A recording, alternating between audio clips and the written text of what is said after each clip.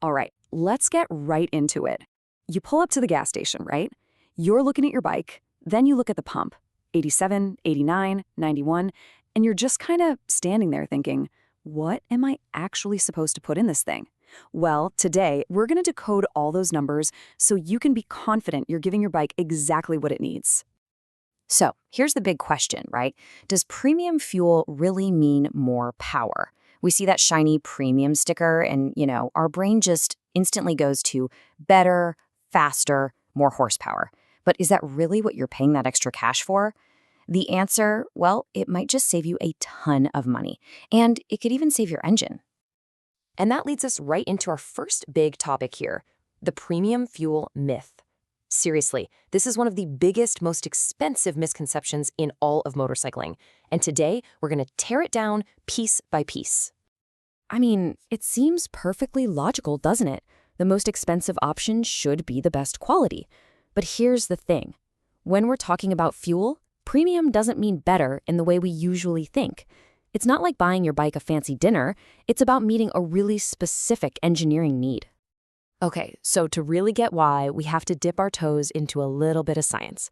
But hey, don't worry, I promise to keep it super straightforward. Let's talk about what that octane number on the pump is really telling you. All right, this is the most important part, so listen up. The octane rating is not a measure of power. It has nothing to do with how much energy is in the fuel. Not at all. All it is a rating of the fuel's stability. Basically, its ability to resist exploding under pressure before the spark plug actually tells it to fire. That's it. A higher octane number just means it's more stable fuel. So let's just lay it all out, nice and clear. The myth, the thing we all think, is that higher octane equals more power and makes your engine run better. But the fact, the reality, higher octane just means more stability.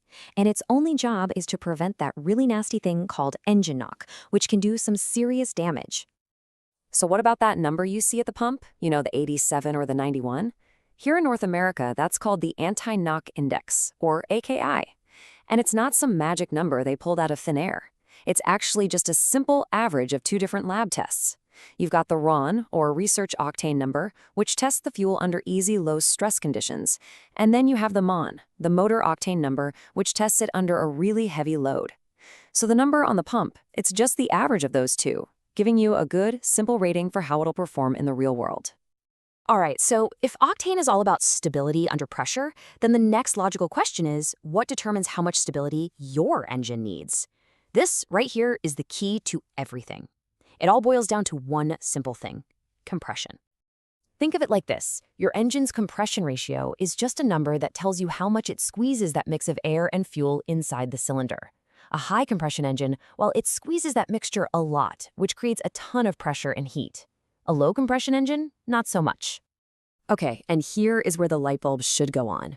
If your bike has a low compression engine, and you'll find these in most cruisers, most standard bikes, it just doesn't create enough pressure to ever need that super stable premium fuel. Putting 91 octane in that bike is, well, it's like using a cannon to open a door. It does absolutely nothing. No more power, no better performance. You are literally just throwing money away for a feature your engine can't even use. But, and this is a big but, on the flip side, if you've got a high compression engine, like in most sport bikes, that intense pressure can actually cause low octane regular fuel to explode all on its own before the spark plug even fires. That is knock. You might hear it as a metallic pinging sound, and it's bad. It's basically an explosion fighting against the piston's direction, and over time, it can cause catastrophic engine failure. I'm talking destroyed pistons, huge repair bills. It's really, really not good.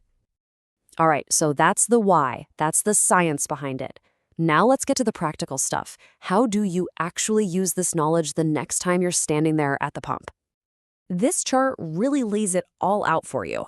Look, if you're riding a cruiser, a standard bike, or most entry-level bikes, your compression ratio is probably below 10-to-1. You just need 87 AKI regular gas. Anything more is literally a waste of your hard-earned cash. But if you're on a sport bike or a high-performance cruiser, you're likely looking at a compression ratio of 11-to-1 or even higher. For you, that 91 plus AKI premium fuel isn't a luxury. It's a requirement. It's what's protecting your engine from blowing itself up. It's honestly that simple.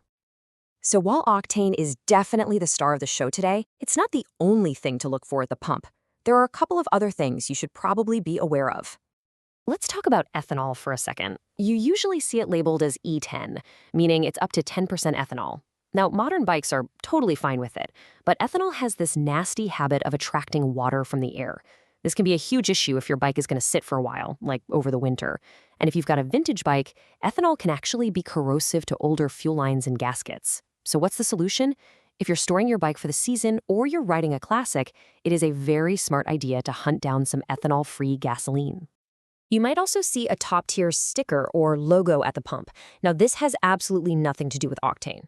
All top-tier means is that the gasoline has a higher concentration of detergent additives. And these detergents are great. They help keep your fuel injectors and valves clean. So using top-tier gas, whether it's regular or premium, is just a super easy, cheap way to help keep your engine healthy in the long run.